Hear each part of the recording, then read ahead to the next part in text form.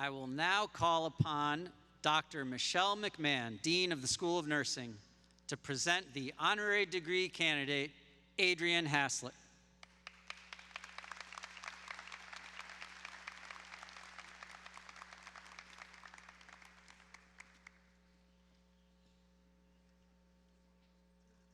Mr. President, it is my pleasure to present Adrianne Haslet to receive the honorary degree of Doctor of Arts.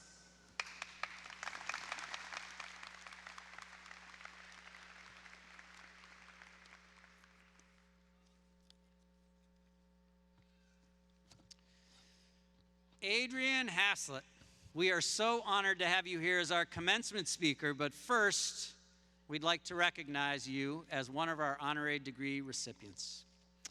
Adrianne, you are an amazing individual whose resilience, courage, and dedication have inspired countless people worldwide.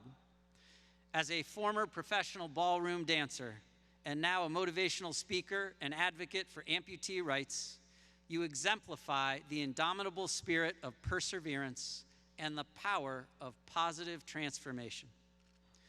After being severely injured in the Boston Marathon bombing, you faced unimaginable realities of life as an amputee and as a survivor of terrorism. Despite this, you refused to let these difficult circumstances define you. You quickly rose to meet your daily challenges with fierce determination. You worked towards returning to the dance floor and becoming a symbol of strength and resilience for many along the way. As a motivational speaker and amputee advocate, you have shared the stage with community, business, and world leaders, and you have received recognition from numerous individuals and organizations, including being honored by the Anti-Defamation League at the Kennedy Center for your work speaking out against terrorism, anti-Semitism, and hate. You also became a distance runner and have run in multiple Boston marathons yourself. In 2021,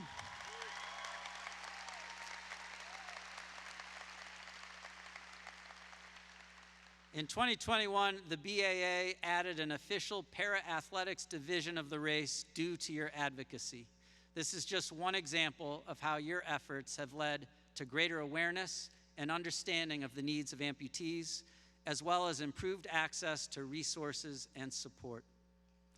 It is my pleasure to recognize your resilience, unwavering determination, and profound contributions through your advocacy work.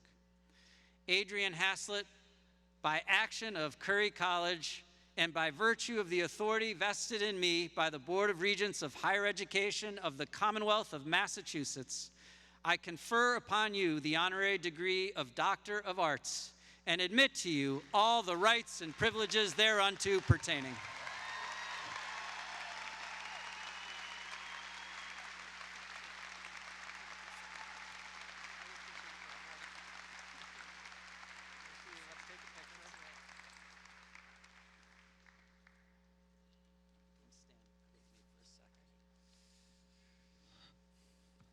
It is now my distinct honor to invite our commencement speaker to address the class of 2024. Please join me in providing a warm and enthusiastic welcome to now Dr. Adrianne Haslet.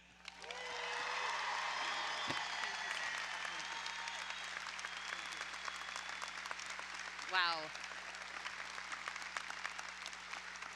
Dr. Haslet, my parents are watching a live stream from Seattle. Hi, Mom and Dad, I did it. Thank you so very much. Hello, and thank you to President Gonzalez, Provost Dr. Robert Shea, faculty, distinguished guests, fellow recipients, family, friends, the greatest staff dog, Graham, and of course, the 2024 graduating class of Curry College. It is so wonderful to be in front of you today. I must confess, when President Gonzalez first reached out to the invitation to deliver your commencement address today, I was overwhelmed with imposter syndrome. I didn't think I had the credentials to stand before you today, here at your college graduation.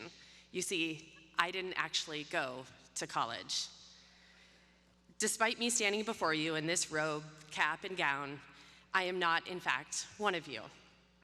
Yet my imposter syndrome of being here quickly turned to a humble honor to speak to you today, once President Gonzalez and I sat down for lunch and I heard his passion, his drive, and his love for this college and all of you graduates. He may have shed a few tears at that moment too, but that's not surprising. It's what we love him for. He shared stories of students achieving and dreaming far beyond their years and this campus.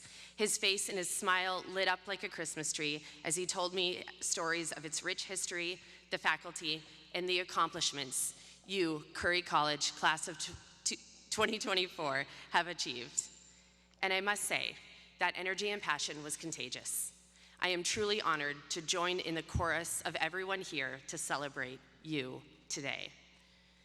When I was just 3 days old, I was adopted into a loving family with a father who graduated from the Naval Academy and served in Vietnam, and a mother who had an independent books and records store in Seattle. Adopted just 2.5 years prior were 2 twin boys who would grow up to be my 2 best friends. Having 2 older brothers was a lot like having 2 extra dads, but suppose looking back, I think it kept me out of a little bit of trouble, but not all of it. And I am forever grateful. My brothers were always home on time, they got straight A's, they never talked back, and went off to private college. And then there was me. But we'll get to that in a minute. The parents are laughing because they all have that one too. Being that my parents had an independent books and records store, we had endless authors, illustrators, writers, and musicians and traveling bands at our kitchen table every night for dinner and staying the night in our home. It wasn't odd to see authors like Eric Carle drawing the Hungry Hungry Caterpillar on our walls, or meeting Gloria Steinem, or perhaps my mom helping Eddie Vedder with his book drive. It was, let's say, a unique way to grow up. You can imagine then, with a bookstore, that we did not have a television. The first time I ever saw a television was visiting my aunt and uncle's house, where they quickly put us to bed, and I immediately snuck back downstairs. I was about 8 years old, and I snuck back downstairs and I saw all the parents sitting there with their fancy grape juice glasses and standing in front and sitting in front of a television. And I snuck behind the chair. You know the chair in everybody's relatives' homes where it's made of carpet and it smells really bad, and it's usually where grandma or grandpa sits. And I pressed my little face against this chair, trying to hide from the adults with my giant Coke bottle glasses and my bright red hair. I was nerd all the way. And I looked at the screen, and it was this movie of Fred Astaire and Ginger Rogers. Hence the reason my Fred Astaire service dog is here today, named after Fred Astaire. He and Graham are already best friends. In the film, Ginger Rogers was wearing a silk organza gown and ostrich feathers, and she was dancing with Fred Astaire in ballroom dancing, better, backwards, and in high heels, and I was smitten. My little eight-year-old jaw hit the ground, and I was in love. I knew exactly what I wanted to be when I grew up. Ginger Rogers. I danced through elementary, middle, and high school, and then I heard people talking about this thing called college. I had seen my perfect older brothers go away to college and was convinced in order to become Ginger Rogers, I would need to get started right away on dance, and I would need to skip calculus and college altogether. My parents quickly told me if I took that route, I would be cut off. They said I would need to get a job, get a new place to live, and get some money of my own. And I suppose it turned into me becoming a motivational speaker, because I then followed that with, that's only 3 things. I can do that. I got my apartment, my job folding jeans at Old Navy, and I began auditioning for dance companies. I eventually got lucky and was picked up by a company and was elated to be a full-time ballroom dancer. I would travel and compete and perform in judging competitions. I was living my dream. I was so excited. I got to dance with top hats and tails every day, wear sparkly gowns and heels with this bronzer and the spray tan and the lashes and the nails, and I was so excited. I moved to Boston from Seattle to get a better coach and a new partner, and I worked really hard. Eventually, I managed to make it to third in the world in my company for ballroom dancing. When I returned to my studio, thank you, I thought I had made it. I had been chasing perfect, whatever the heck that is.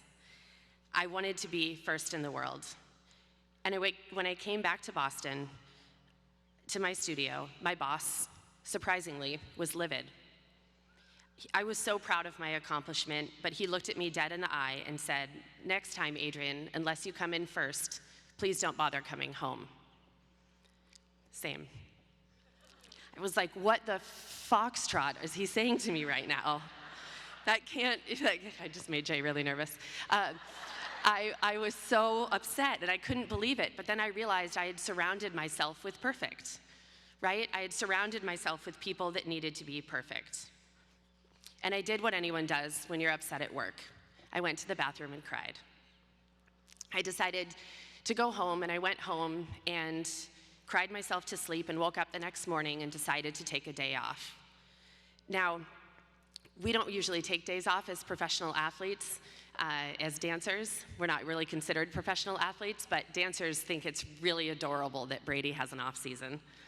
We just think that's so cute that he has another person that knows all of his moves. We don't take days off. And I remember thinking usually our days off are dancing 6 hours instead of 10 or 12. I called my boss and said, "I think I'm going to take a day off today." And he told me if I took a day off, I may not have a job tomorrow. My body shook, I cried some more, and I hung up the phone. I decided to take that day. I needed to reevaluate and think things through. I took myself out to lunch. I never explored Boston. I'd been there for 4 or 5 years. I'd never explored it. I was living in the studio. And I decided to take a walk after lunch, and I noticed what I thought to be a parade one street over. I saw people running, some with numbers on their chests, across the finish line, and I tapped a guy on the shoulder and I said, "What is this?" And he looks at me up and down with my Oompa Loompa spray tan and my nails and my lashes and my 3-inch heels that we were contracted to wear because we were training our feet. Even in the grocery store, I'm that girl. And he looked me up and down and he said, "That's the Boston Marathon." And I said, "How far are they running?" And he said, 26.2 miles. And I said, "For a statement necklace and a free banana, are you kidding me?" But I admired the athleticism and the drive and the dedication and the passion of those runners, even if they were crossing the finish line while throwing up and crying and passing out. Runners are a little crazy. I couldn't believe that people would actually sweat in public. A ballroom dancer would never. I decided to stay, and I started walking a few blocks away from the finish line. I was about 3 blocks away, and I heard a loud bang behind me. I turned and looked, and it was black smoke everywhere. Police with their guns drawn, and runners running now in all directions. It was chaos, and I heard screaming. I knew that we were under attack. The ground shook. I placed both of my hands over my ears and immediately went down. All I saw was gray. I didn't know if I was alive or not. And I remember I couldn't see or hear or move or do anything, and I smelled that all too familiar smell when you leave your hair under the curling iron a little too long. And I realized that was smoke, and I lifted my hand and put out a fire on my eyebrow and my hair. And I looked down and I tried to lift my right leg, and I lifted my right leg, and I really saw a giant gash, and I lifted my left leg, and I lifted my left leg, and I couldn't lift it, and then I realized it was just gone. And I thought 2 things. 1, there goes Ginger. And 2, there is no way my family and friends can get here to say goodbye. How selfish of me for being and trying to chase perfect. I vowed then and there that my work going forward would serve others. My life was saved many times that day. First, by an off-duty doctor who whipped off his belt in one felt swoop like Indiana Jones and tied a tourniquet around my left leg, and much to the man who was standing next to him's surprise, also ripped off his belt and tied it around my right leg. And the second man who saved my life that day was my Superman surgeon. We're still friends to this day. His daughter is getting into ballroom dance, and we speak every week. The coming days were long and frightening. I did an interview with Anderson Cooper, who asked if I'd ever dance again. Somewhere deep inside me, I said, yes, I'd like to try. I think I might be able to. I've heard of this thing called a prosthetic that I might be able to wear so I could walk, and if I can walk, you can dance. It's what I always told my students. And that felt so good to say my dream out loud that I then said, I also want to run the Boston Marathon as a thank you for all of the Boston Strong strength being shown to us survivors, as my dad is waving his arms behind the camera saying, you forged notes in high school to get out of running the obligatory mile. You don't sweat in public. But I really wanted to thank everyone. Later that evening, a doctor, not my own, came into my room and said, listen, I saw your Anderson interview, and I've been here. I've been here for about 20 years, and I've seen it all, but I've never seen an amputee dancer. And I think it's important that we keep dreams realistic around here, and I just want to let you know, your chances are 1 in a million, and you probably shouldn't have hope. Yeah, same. What the foxtrot is that person saying to me right now? I couldn't believe it. I raised my finger in the air, and it may not have been this one, and I said, if my chances are 1 in a million, I will be that one. Get out of my room. And that brings me to one of the greatest life lessons I want to share with you, 2024 Curry graduates. When someone tells you something can't be done, it is more of a reflection of their limitations and not yours. I'll say it again. When someone tells you something can't be done, it is more of a reflection of their limitations and not yours. Not yours. That counts for me, that counts for your parents, that counts for the alumni, that counts for everyone. If you believe you can do it, you can do it. I know that to be true. Weeks later, after that man never reached his 20 years at that hospital, I was checking out of the hospital with my Superman surgeon. He held my discharge papers in his hand, and he asked for us to have the room. Just the two of us. You can imagine how close we had grown to each other going through the unimaginable those past few weeks. And he said, Adrianne, we need to sign these papers, but before we do, you and I signing these papers, I need you to make me 3 promises. And I said, okay, what are they? And he said, promise number 1, you won't let anyone else take out your stitches. And I said, I have massive trust issues. I've gone to him for a blister before since then. Not kidding. I have major trust issues, I promise. I will not see anyone else. And he said, good.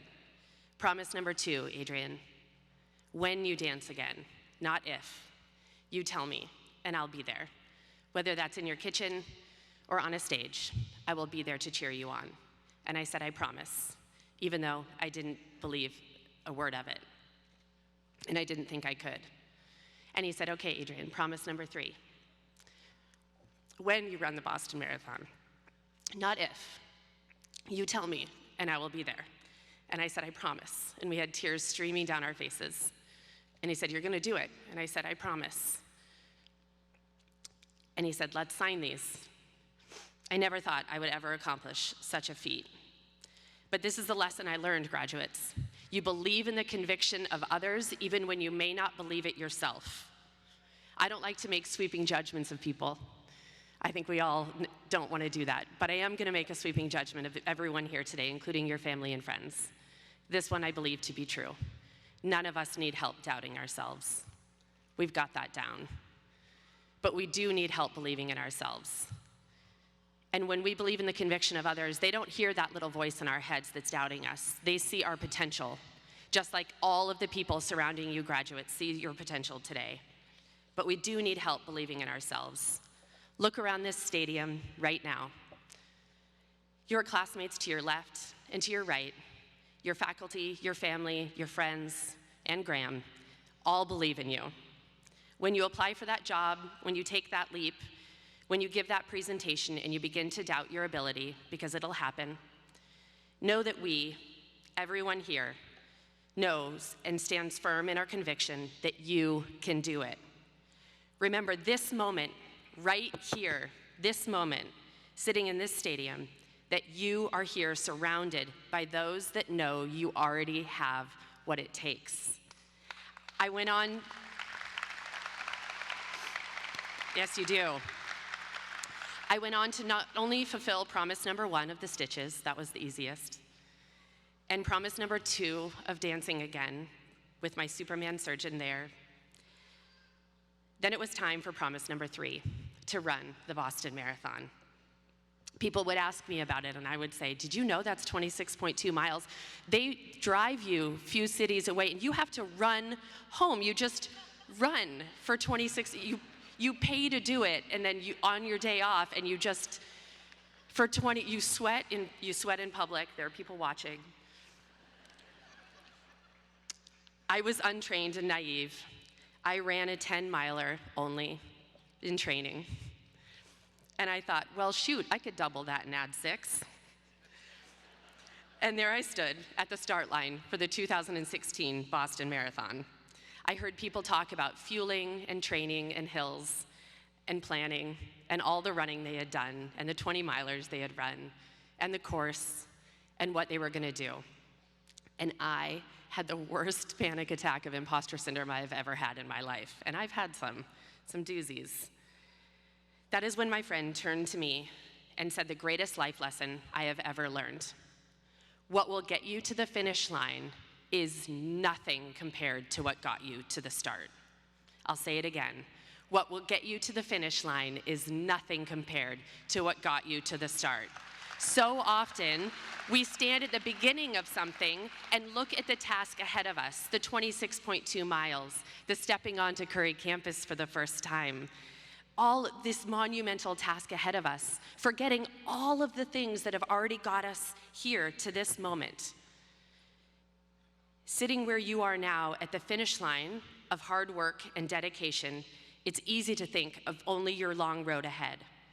Your new starting line, jobs, housing, relationships, but don't you dare forget to stop and think about all that it took to get you here in this moment right now.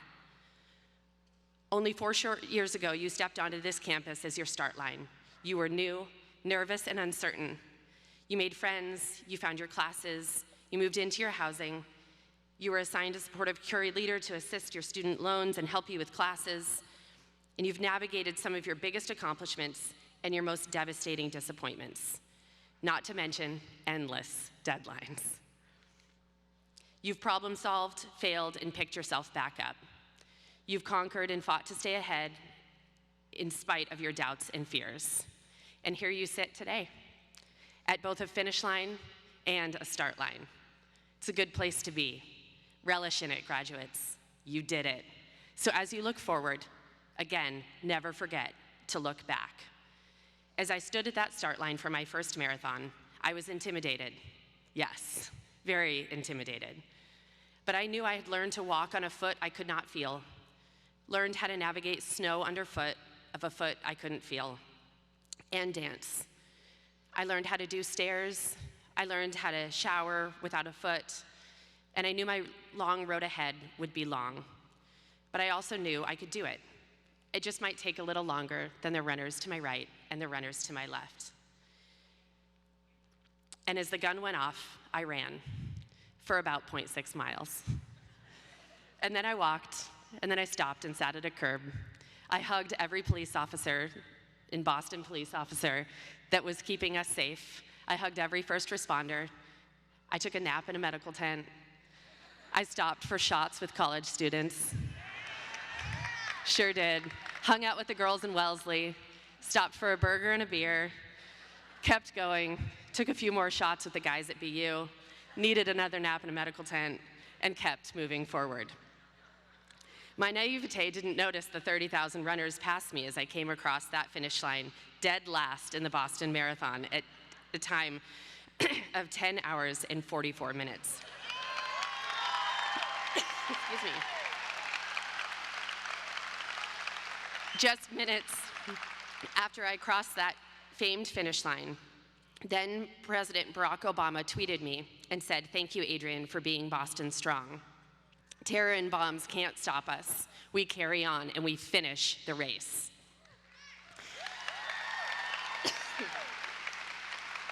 My Superman surgeon was there, watching and cheering as I crossed my longest finish line yet.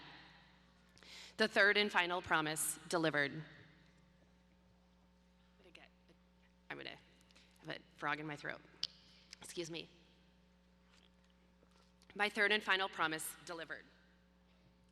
Now, graduates, I know that you also know what it is like to get knocked down a time or two.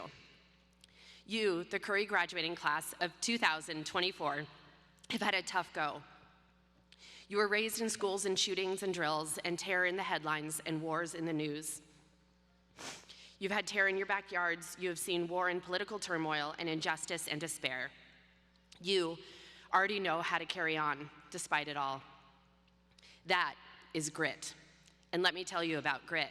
It's the key to life. I know a thing or two about it. Webster's dictionary defines grit as courage and resolve, strength of character. And I don't know about you, but if your character is going to be defined by something, grit and strength, those are pretty darn good traits. That is the start of building a legacy. A legacy is built in the small moments of holding the door open for others and having more face-to-face conversations than social media, of helping your classmates and future business partners succeed in equal measure to helping yourself achieve your goals, of the relationships you build.